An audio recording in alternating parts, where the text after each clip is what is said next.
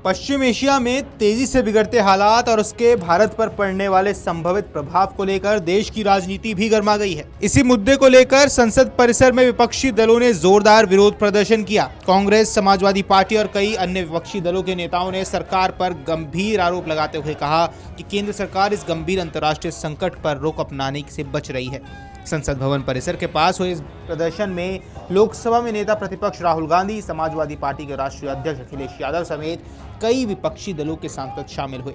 विपक्षी नेताओं ने हाथों में बैनर और तल्खियां लेकर सरकार के खिलाफ नारेबाजी की और मांग की कि पश्चिम एशिया में बढ़ते संघर्ष पर संसद में तत्काल चर्चा कराई जाए।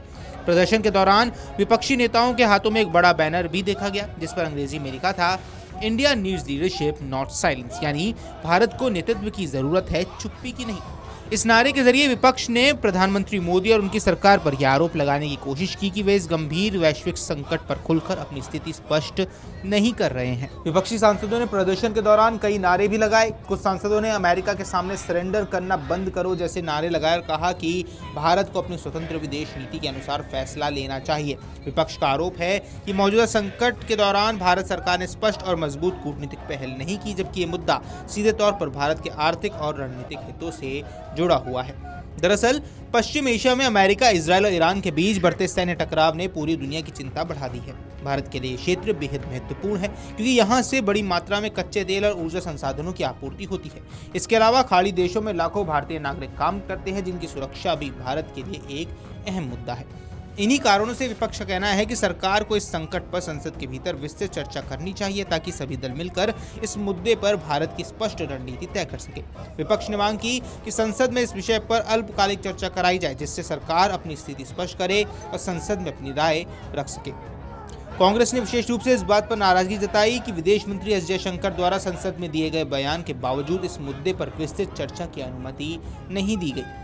कांग्रेस नेताओं का कहना है कि केवल बयान देना पर्याप्त नहीं है, बल्कि इतने बड़े अंतर्राष्ट्रीय संकट पर गंभीर और विस्तृत बहस होना बेहद जरूरी है।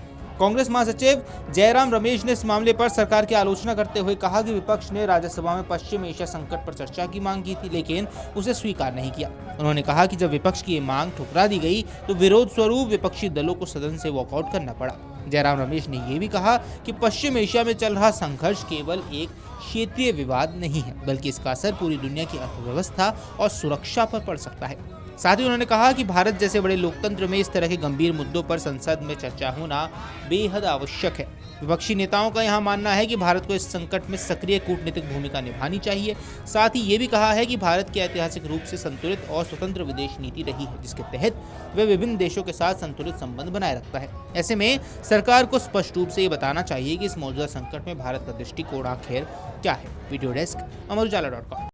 अगर आप ये वीडियो YouTube पर देख रहे हैं तो हमारे चैनल को सब्सक्राइब कर बेल आइकन दबाएं और Facebook पर देख रहे हैं तो हमारे पेज को लाइक करें।